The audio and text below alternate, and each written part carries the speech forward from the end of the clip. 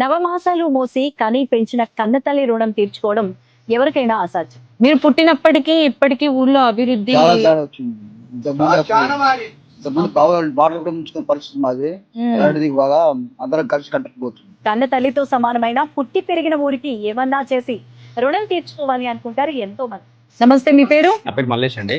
Okay నాకు కూడా ఇందిరమ్మ ఇల్లు వచ్చింది. ఇందిరమ్మ ఇల్లు కన్స్ట్రక్షన్ జరుగుతుంది. ఓకే సుందర్ రెడ్డి గారు అండ్ అలాగే మరియు అమిత్ కుమార్ రెడ్డి గారి ఆధ్వర్యంలో ఓల్డ్ డెవలప్మెంట్ జరుగుతుంది. ఆచరణలో ఇది కొందరికీ సాధ్యమవుతుంది. ఆ కొందరిలో ఒకరు మన గుత్తా సుఖేందర్ రెడ్డి గారు. వార్డ్ మెంబర్ నుంచి అలా శాసన మండలి చైర్మన్ గా మా ఊరికి గొప్ప పేరు తెచ్చిన వ్యక్తి గుత్తా సుఖేందర్ రెడ్డి సార్. అసలు మేము ఈ ఊర్లో పుట్టడం మా జన్మని.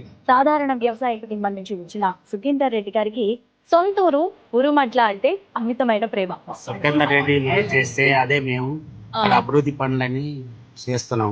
ఓకే వ్యవసాయదారుడిగా సొంతూరులోనే జీవనం ప్రారంభించిన సుఖేందర్ రెడ్డి గారు ఊరి ప్రజల కష్టాలను స్వయంగా చూస్తూ వచ్చారు.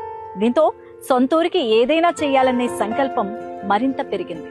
గుత్తా సుఖేందర్ రెడ్డి గారు గాని, గుత్తా అమిత్ రెడ్డి గారు గాని ఊరు అభివృద్ధి కోసం పాటుపడుతున్న నిరంతరం. ఓకే వాళ్ళ అభివృద్ధిని చూసి విద్యావంతులు ఏం చేస్తున్నామంటే మా ఫ్యూచర్ పిల్లల భవిష్యత్తు బాగుండాలి, మా ఊరు గ్రామస్తులకు ఏ ఆపద వచ్చినా మా పెద్ద సార్ అనేటువంటి సుఖేందర్ రెడ్డి సార్ గారు ఎల్లవేళలా మాకు అండగా ఉంటాడు.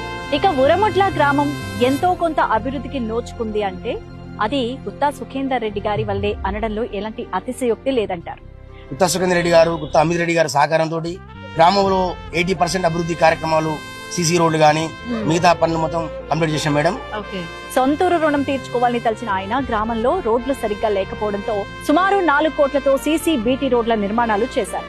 ఈ రోజు మాకు ఈ పక్కన ఉన్న చెరువుని గిట్ట మినీ ట్యాంక్ బండిగా చేస్తానికి కృషి చేస్తున్నాం మేడం. గ్రామస్తుల కోరిక మేరకు పటేల్ కుంట పటిష్టత కోసం పెద్ద చెరువు వద్ద బ్యారియర్లు ఏర్పాటుకు 3.5 కోట్లు ఖర్చు చేశారు.